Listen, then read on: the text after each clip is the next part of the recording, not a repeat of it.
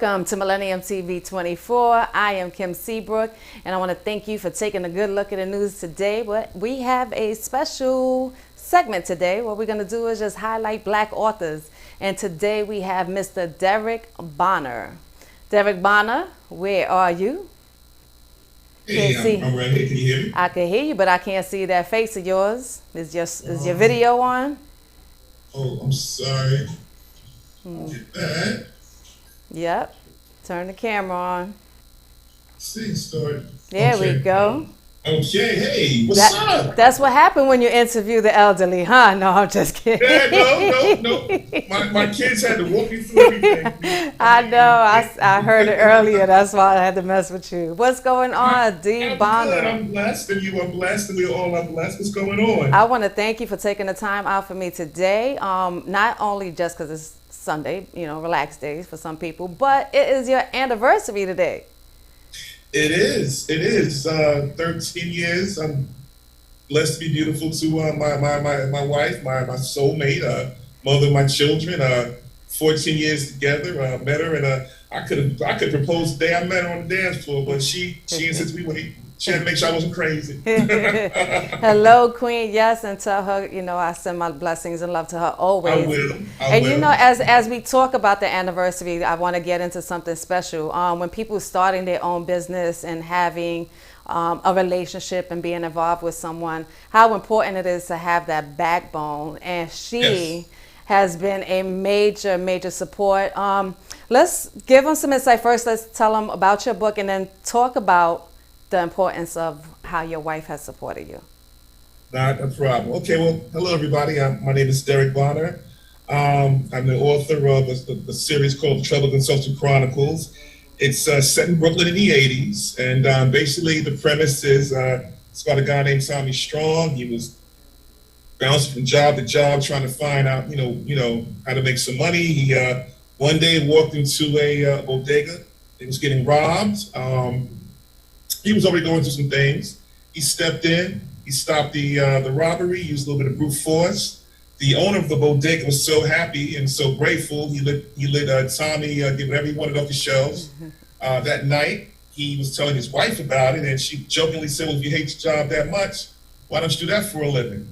Protect Brooklyn, and you can call yourself a trouble consultant." And she was joking. He took it seriously, and he started helping out people in Brooklyn for a fee, and that's pretty much what the book is in a nutshell. It's more than that. It's also nostalgic. Well, here's the thing. Before I even continue, a lot of times, in the Black and brown community, we get like a bad image about how the '80s were. It always seems that we were always about just doing negative stuff. I don't remember '80s Brooklyn like that. I remember my Black and my brown family come together. We all raising children together. We having some really good times, a lot of fun, a lot of laughs, a lot of love. And that's really what's in the book. I can definitely agree to that. And I don't want to interrupt you, but the 80s, the main thing I always talk about is how we had community. And that's a big difference into how things are now. So we had community, whether it was Miss Carol or Miss Michelle, who wasn't our blood, but we be dag on if they don't tell us. Or cut you off, or Miss Gonzalez, because I had a Miss Gonzalez that loved me like crazy. And when my mother went back to college, because I was raised by a single mother, there was a lot of times Miss Gonzalez had me in her house. Absolutely. With all the other kids. We all ate from the same plate. Absolutely. We all played together. We all played freeze tag, red light, green light, 1, 2, 3. And we shared cultures. Yes. And it was a beautiful thing, and that's what a lot of the book is about. I never really dug the fact that when we are spotlighted in movies and TV and whatever, it always seemed like it's negative. I'm not going to say we didn't have some dirt in the '80s, okay? Right.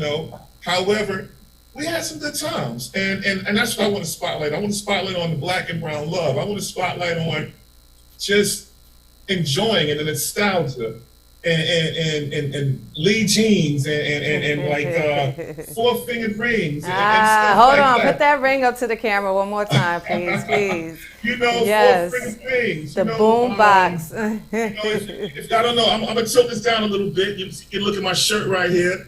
I had this shirt forever. Oh, This baby wow. blue t-shirt. I wore this many a time back in the days, taking the 3 train to Brownsville. That If is you can see the classic. background right there, got my little backdrop, 80s. But the 80s culture, this meant so much to me. And like I said, I started this series. And yes, it's fantasy. There's a lot of action, a lot of heroics, a lot of love, a lot of okay, I think in a nutshell, it entertains while it educates. I think that's the easiest way to describe it.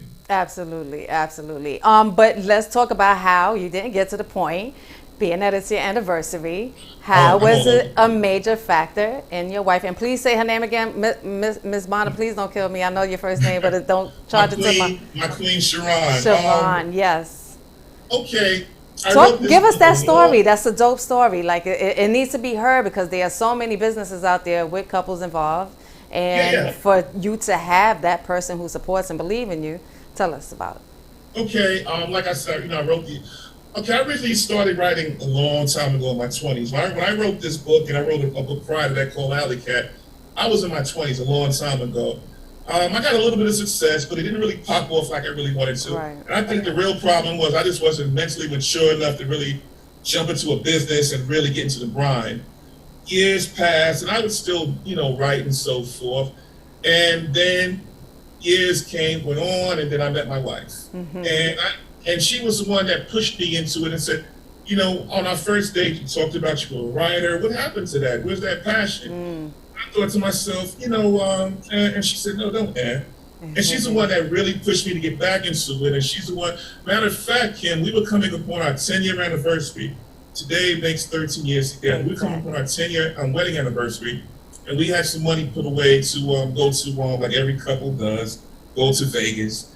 And she said, what, instead of just doing that, why don't you invest that money into your dream? And I was like, sure. And she went back and forth, and she was insistent about it. And she was the one that really pushed me to use that money we had socked away to get back out there, to crank out books, to jump from here and here, to travel and go on and pop up shops, and she even taught herself how to make a website. My wife is Nice. awesome. Nice. Yes, she is. Salute to the Yeah. queen. Give her respect. Hey, I wanted to make yes. sure we highlight her today because, Oh, no doubt, no she doubt, has no definitely doubt. been an influence in your career. So let's talk about the 2 books that you have out now. You have Havoc and Major no, I'm sorry. sorry. No, Havoc and Mayhem. Havoc and is the Mayhem first and one. then Major Havoc. There we Major go. Havoc, yeah. And right now I'm currently working on Wreck Havoc. It's like I said, it's a series, and it's a lot of fun. It's a lot of twists, a lot of turns, a roller coaster. A lot of action, but a lot of nostalgia. I also, being it's a period piece, like currently right now, I'm bringing up the Yusef Hawkins situation. I'm intertwining that into the book and how that affected Brooklyn, how that had the city that was, Brooklyn was real divisive in that day, and I also talk about the education system and how, our community, we don't get the same kind of love that, maybe other communities get, and how we still do what we have to do and make it happen. And I touch on things, but the thing is, even if you aren't from the 80s, you are from that era, doesn't matter. I mean, you can jump in on it right now, Absolutely. read it. The music in there, I put in there, I shout out, and before I, even go any further, RIP to Bismarck. Yes. Yes. It's crazy, I was tripping right here. I was digging through some stuff, and I came across an old Bismarck E cassette that I've had since. Wow. I used to rock this Wow. and back in the day. Yes. But I spotlight a lot of old school music. I spotlight a lot of old school fashion and slang. Like I said, what was going on in the culture, what was going on in the news, and I try to put that all in there. But I also have a background of love and positivity, and it's just a really good time. And I'm trying to, like I said, I'm trying to change that stigma of our neighborhoods were just horrible places. They're good. It's good and bad and everything. Even in the book, I have to mention that things happen, that negative things happen, because the main character, Tommy Havoc, he combats that. He defends his community Exactly. against it. He's You like the know, neighborhood superhero, as we would in a call him, way. right?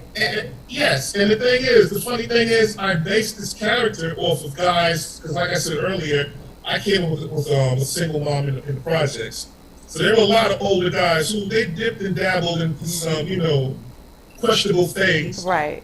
but at the same time, they were still a neighborhood superhero. They still looked out for us. They were coming Absolutely. outside and they saw me and my buddy sitting around playing Skelly. They would stop and play Skelly with us, or they would play handball with us, or they would school us about certain things. And I based a lot of cats I grew up with on this one character, and I kind of like Frankenstein them together, if to get my analogy, into one positive brother who just really loves the community and just loves his people. No, You know. I completely get it how you can compare back then. As I stated, we had community. Even the guys on the corner who were participating in activities that were not, of community. But you can be sure that they would make sure Miss Ida, and her kids was okay. You could go to the store and Like I feel said, safe. I forget what those real Mrs. Gonzalez, but I got to shout her out. She showed me so much love. And like I said, when my mother went back to college, she was one that would hold me down and help me out. And, so I got to shout her out. So, yes. No, absolutely. It's a big difference from nowadays. And I'm glad that you're able to still bring that out in things that we can read and hopefully we can see in the future with a TV show or a movie and films. And I know that's your goal. Talk about that, what your future plans are with your books.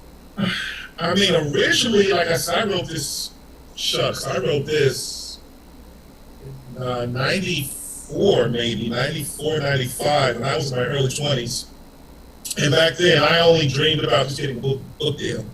And like I said, time went by, life got in the way, but now I would love, and the thing is, Kim, I've been selling books like crazy. I've been selling like hotcakes off my website, which I'm going to mention, when we wrap everything up, and how they can buy the book, and on Amazon. But a lot of people who review the book, they're the ones that say this should be a TV series. This should be a movie, but I would love for it to be a TV series. I've been working on it now. I'm making some, conversations with certain people, and we'll see where it goes. But the end goal, of course, TV show, best-selling novel. Like everybody who has a dream. Absolutely. Let's do it. Mm-hmm. Absolutely. And what's your new book about? Is it still the same series? It's still going on in the same character? Yes, it's a continuation. I mean, it's going to be a 4-in series. It's going to end up on 89 at the very end. It starts in the 90s, and I have some other ideas for the 90s as well. And it's just 80s love, and I have 2 more books. I'm working on one right now, and the final one will wrap everything up in a nice bow, so to speak. And we'll see where it goes. Sometimes when I read the books, I get a feeling of Donald Goings. Like that was my thing, my go-to when I was a teenager. I read all of his books. Was he a major influence in your writing, or I know that sometimes things are more influences in your writing than people. But who, if any, author is an inspiration to you? It's funny because when you say that, I smile, but I get a little saddened because a good friend of mine named Marlon Young, I used to work with him a long time ago. I had a mailroom job when I was like barely, in my late teens. And he's the one that, the reason I say sad because I lost him to COVID. Okay. Yeah, and he's the one that put my first Donald Goines book in my hand. It was called, oh my God, Delphi. Yes. Yes. And the book, yes. And the book was so vivid. It was like you could smell the smells, taste the taste. Right. It was just so vivid. Mm-hmm. And I read this book from front to cover, from cover to back so many times. And honestly, that's what made me want to be a writer. Wow. Donald Goines. But you're a little humble too because if people out there who when you go on the site, you want to see a couple of book trailers that I made. Beautiful woman, this beautiful voice right here narrates those book trailers right here. Yes. And you did an awesome job right there. So I appreciate the love on that, and man. No problem. I mean, I'll be honest with you. There were people that were like, "Yo, she really, stories fly, visuals fly."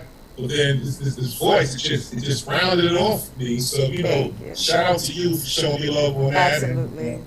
And, Well, this family. isn't about me. This is about you. But yes, yes, it Still was got definitely an honor to do so. But yeah, down the goings, you give that feeling of actually, when you can read and see something, or you can hear and still see something. That's when you know that it's a good piece of work. Yes, I agree. And the thing is, like I said, I can't say it enough. The 80s, and nothing against today because I'm so not a hater. I only say that because some people will say that if you don't say something or you don't show enough love for something that you're speaking out negative against something. That's so not the case.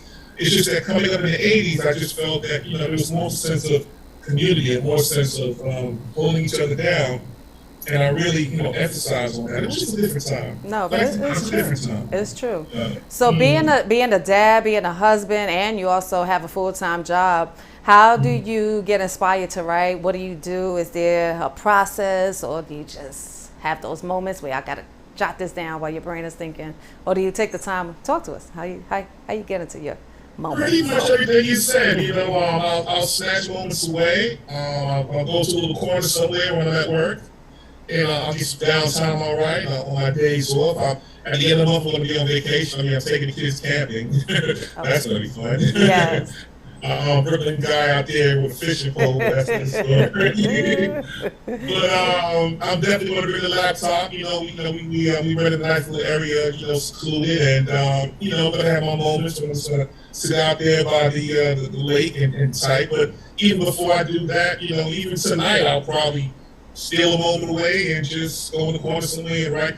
And I get inspired all the time. On my phone, I have a little notes app where I'll hear something will come to me. I'll just type it down, and as opposed to when I first was in cell phone technology wasn't what it was, I would have a little paper and pen. I would jot it all down, and then when it was time to sit down for the computer, I'd put it to the side and I highlight stuff and say, okay, that would be good for this character, or that character would say that. So it's a process, but it's not really a process where it's formulated and it has to go by a certain way of saying. It's just, right. However, it's organic. Absolutely, and that's the best way to do it, organically, and it comes out better.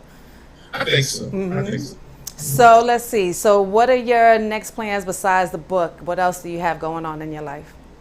I'm actually releasing my very first book, Alley Cat, while I'm doing this, because I've gotten a lot of people emailing me and asking me about when is this book coming out, when is Wreck Havoc coming out, and I said, you know what, I don't want to, because people, if you're not popping right now, people tend to forget about you. So I said, what can I do to make people, so people stop slipping on the margin of people while I'm still working on this? Because honestly, a book itself, with the research, and you want it to be accurate, it takes a moment. So it can take anywhere from half a year to a year.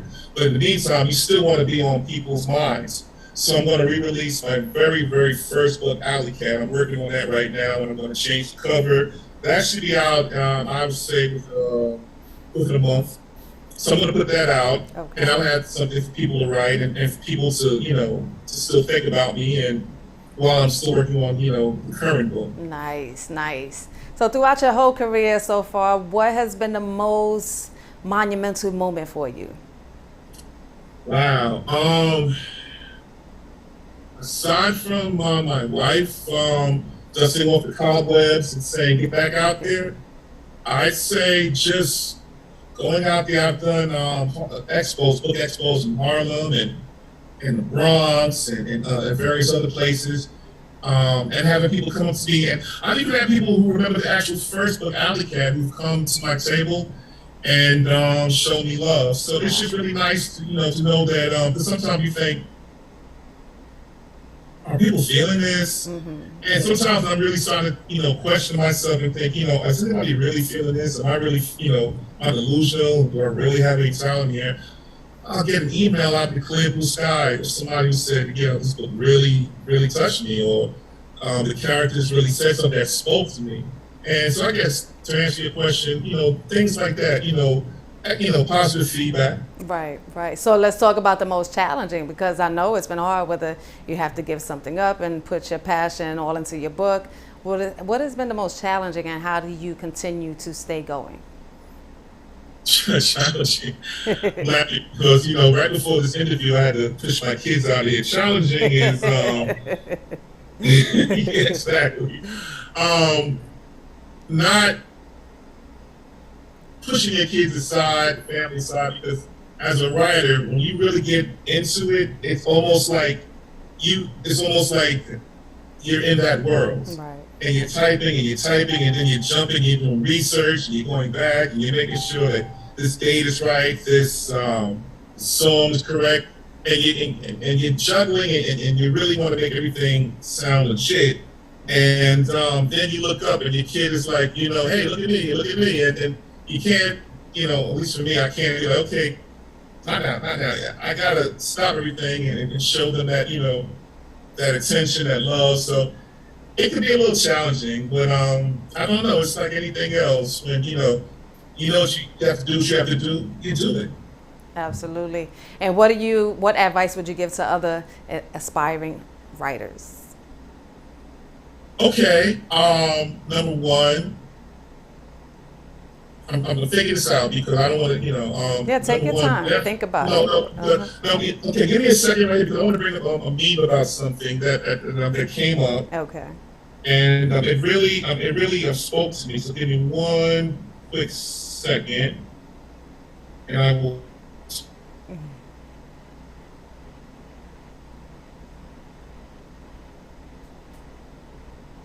So yes, to any other writers, we're going to give you some information. We're going to give you some information to see what's going on, to see how to continue to put some spark into your pen, and don't lose your interest. Continue to keep going forward. So he's going to give us some insight for you aspiring writers. Go ahead. No, well, basically, it's basically what the meme is saying. If you feel like you're doing something that everybody else is doing, go to a grocery store and look down the bread aisle. And basically, what it's basically saying is you'll see there's so many different breads. There's Wonder Bread. There's that bread. There's this bread. But don't get discouraged because we can all eat. And that's basically what I want people to know, because you may, as a writer, have written something, invested in something, and then somebody can come out with something that's similar to yours, and they're blowing up, and now you just want to toss it because you thought, oh my God, I've been struggling to try to get this out there, and somebody who has connections is doing their thing, is doing something that's pretty much mirroring what I'm doing. But don't chuck your idea aside. Basically what I'm saying is, just like that bread aisle in the supermarket has various different breads and we can all eat, you can still eat. Stick to your guns and believe in your abilities. And just don't think that it's ever too late. You have an idea, go for it. That's a key thing too. Not to think that it's ever too late, because believe it or not, a lot of people who become real successful in their older ages. Why? Because it takes time. Things like this don't happen overnight. And if it does happen overnight, then that's when you need to be careful about what's going to happen next. So take your time, invest in yourself. That's the key. Because if you don't, then who else is going to invest in you? No true words been spoken. Right. And just like you said, with the breads, is so many different products, so many different breads, so many different hair care products, so many different movies, so many different superhero shows. It really doesn't matter. Exactly. All spy movies. There's James Bond. There's the Mission Impossible. Right. Don't think it's because, darn, I've been trying so hard, and I wrote this book about this love story and about this guy who lost his job. And I'm just off the top of my head, I'm just saying, don't think that because your idea seems similar to somebody who's already out there and they're popping and they're doing their thing. Don't all of them go to the garbage. Because no matter how similar it is, yours is still different. And yours is still unique. Exactly. You just have to have that one little different thing that's going to pop out from the rest. That's all. But how many zombie movies are there out there? How many Oh my God. movies are there, or TV shows now, especially about a virus, right? Like Oh, that I mean, is. sis, and I'm a big zombie fan. I mean, I watch everything, even the ones that look like somebody literally took I mean, from the higher to the top, like the George Romero's to the ones it looked like somebody literally took their phone and just filmed their buddies with some makeup on their face. I watch them all. So, so all I'm Exactly. saying is there's room for everybody to Exactly. eat. So, Exactly. if I can tell anybody who's out there who's really trying to make it happen in this game, and it's a rough game, because you're gonna find out. Also, you're gonna find out that people who should be on your side and should be in your corner, people you've grown up with, don't have your back. Meanwhile, people you've never met will support you. And that happens to me. There are literally people who I've grown up in the 80s who aren't really supportive. I And get it. yeah, and then I'll get, people. There was a book club from a woman who in Boston. I never met her. She bought my book because she wanted to show love. She loved it, and then she's in a book club, and then she wanted to use my book for when it came for her time to suggest a book, and she got all of her homegirls, her friends, to buy my book. And I never met this woman. Right. I would love to meet this woman. I would love to go out there and read for her, but it's not that easy. But I Right. say all that to say, sometimes people who are right there next to you won't hold you down, but people you've never met will hold you down. Right, and that's the problem. There's that entrepreneurs, the people who are starting their own journey and whatever it is that they're doing, they focus on, oh, my friends are going to support me, my family is going to support me. You need to look outside of your network because that's where it's at. You have to look outside of your network. Sometimes it's because that person may have wanted to do what you were doing and was unable to, or how can this person come from my same neighborhood and accomplish all of these things and I haven't, or sometimes they just I don't even have an excuse for the situation, but it's not just Across the it's board, not everything's just you. Yes, it's so many people. This is the reality of it. You have to look outside of your network. Stop always depending on your friends because it's just not going to happen. It's not going to happen. No, well, honestly, they aren't your friends because I look at it like this. I mean, you have a dream. It doesn't cost much. I mean, how expensive is a book or a necklace or anything you make that you want to go out there and become an entrepreneur at? You're not charging ridiculous money, and those same people, if they're willing to make a billionaire richer, but can't invest $20 or $5 or $30 or whatever you feel your product is worth, if they can't invest that, or if they're asking you for a free sample or a free copy, or Right. we already know. Right. We already know. And again, I'm not saying that all friends, you're going to have your support system from day one. Yeah. That's what you're going to have. Absolutely. But I'm just emphasizing the fact that you have to look outside of your network and Definitely. don't solely depend on them. That's the main thing is what I'm saying. So let's get to your I'm kids. telling you. I know you spoke about your kids. What are their goals? Do any of them want to write? Any of them want to, what's Well, that's funny.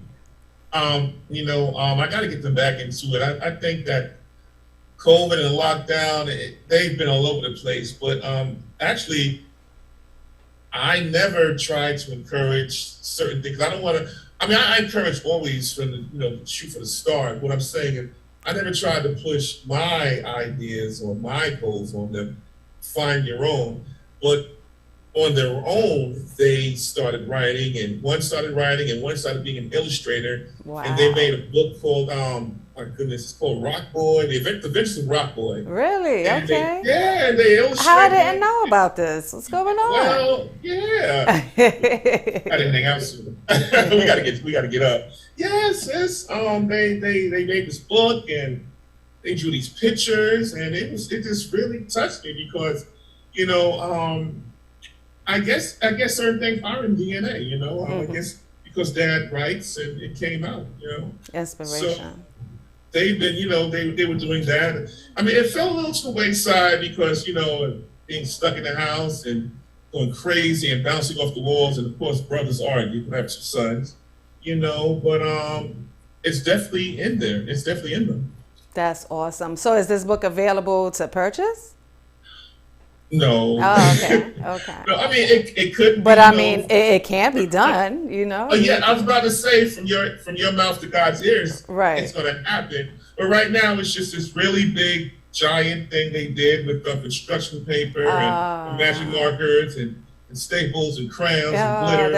That's the best, though. Those. Yeah. So, but the funny thing is, I always envision, years down the line when they're doing their thing, that could be up, encased in a frame, but in their office, amongst their other accomplishments, it could be their first accomplishment, Absolutely, that is awesome. Maybe we need to switch that and make it available to purchase. You know something? You just gave me an idea. Amazon, we'll be looking on them on Amazon real soon. Mm-hmm. So Derek Bonner, we're about to wrap this up, but if there's anything that I didn't mention or something that you want to mention before we do, I know you're going to give your shout outs on where to purchase your books, but I'm talking about, one last thing that you want to tell our viewers and your supporters. Oh, you know what? Yes. I know, like at some, events I was at, sometimes people would zip in and zip out. It was almost like speed dating in a way for, because people would come to your booth, they'll Zoom. They'll come to your booth and Zoom. And if you're not interesting enough, they're going to keep it moving. And I know I was having that problem one time in Harlem. I was trying to explain everything. And sometimes, especially when it's summer, it's hot, people don't want to hear, well, it's about this guy and he's from Brooklyn. So I came up with this way to describe the book that could be in a quick, short sentence. It could hold them, their attention, and then it would make them turn around and pick up the book. Because I had the table, I'd have my 80s, nostalgia stuff, and in the background I'd have that up there. But all that sometimes isn't enough. So I came with this one quick sentence: urban movie style chaos on the written page, and that's pretty much the way to sum up the book. Urban movie styled chaos. Chaos on the written page. For the written page. And that pretty much sums up everything. So what's their reaction after you say that? They'd stop and they would pick up the book, and I'd make a book sale. That's what you want, right? That's what I was thinking. Okay. Mm-hmm. I get a picture with them, and I'd autograph a book, and they'd be on their merry way. Sometimes I remember this one brother. He was like, "Urban movie style chaos on the written page," and he just started yelling it out. I don't know if he had a good day earlier, I don't know, but I never forget this one guy. He's real talk, and he's just yelling out, and maybe an hour later, I'm sitting there and I'm doing my thing, and urban movie style chaos on the page, and it's funny. That's funny. Now that's probably going to be embedded in my head too. Urban movie style chaos in the written page. Urban movie style chaos in the written page. I already got it. I'm on it. Well, Derek, all right, so now please let them know where they can buy your book, where they can find you, also how to book you for events or anything like that. Okie dokie. Well, first and foremost, Amazon. All you have to do is go in there to search and type in Havoc and Mayhem, or you can type in Wreck Havoc, you can type in Major Havoc, it'll pop up. But you can also go on to havocandmayhem.net. And that's the page that my wife made, and it pretty much connects to links to everything, buying the book to merchandise. There's music on there. Oh, I know what I forgot to tell you. The one and only Big Daddy Kane showed me love. Okay. The one and only Rod Digger showed me love. The one and only Grand Poobah showed me love. There are a few rappers who showed me love on the second book after the first book made some noise. And they put quotes in the opening of the book. I don't know how that slipped my mind, but we've been talking about so much. Oh, yes. But like I said, you go onto that site. There's music on there. There are pictures on there. There are the book trailers we both know about. They're on there. There are ways to buy the book on there. And like I said, you can also go on to Amazon.com So once again, havocandmayhem.net. And there are links to my Facebook page, my Instagram page. Every possible way to connect to me would be havocandmayhem.net. Got it. You heard it here. And not only that, Kwame, who was a recent guest on here, also Yeah, expressed an interest in your books, and you sent them to him. So hopefully we'll get I some feedback. I did. Fingers crossed. I mean, I was laughing about Bombay's interview because I remember back in the day, this brother had me up in the Gap fishing through sample sales, fishing through, and I'm a big guy, so sometimes I'm trying to find a 2X large. I'm a big dude, and sometimes I see a medium, and then my team that you can't pull that medium off. You want to have them poking out looking like one big nap. But Kwame, oh my goodness, man, that is my dude. I'm saying like he's gone, but. And the reason I said was because it seems like the era we're talking about is over, Right. but I want to bring it back. So, Right. like it's like a 360 that situation I just said right there. But yeah, shout out to Kwame, shout out to Biz, shout out to all the OGs, and Yes. it was just it was a great time. The 80s, nothing like it. It's And I got to give it to the 90s too. 80s and 90s, yes. But the 90s. Like I said, I have some ideas for the 90s in my writing as well. I got to be honest, the 90s I'm a little stronger on because it's not my freedom. 80s, I pretty much had, when the street lamps came on, wherever I was, I had to be home before the street lamps came on. And I had to be on that green bench in front of me too. That's why I said I'm loving the 90s. Yeah, exactly. But when the 90s came around, even when the street lamp came on, you didn't see me. Yeah, we can't talk about that on here. But I want to thank you, Derek Bonner. Just stay on until we actually close out. You have watching Millennium TV 24. I am Kim Seabrook. This is a good look in news, a good look in music, a good look in hip hop, a good look in black authors, black businesses, and this is what we do here on Millennium TV 24. I'm Kim Seabrook again, and we're gonna wrap it up, and we'll see you next time. Peace. Nothing but love. Peace.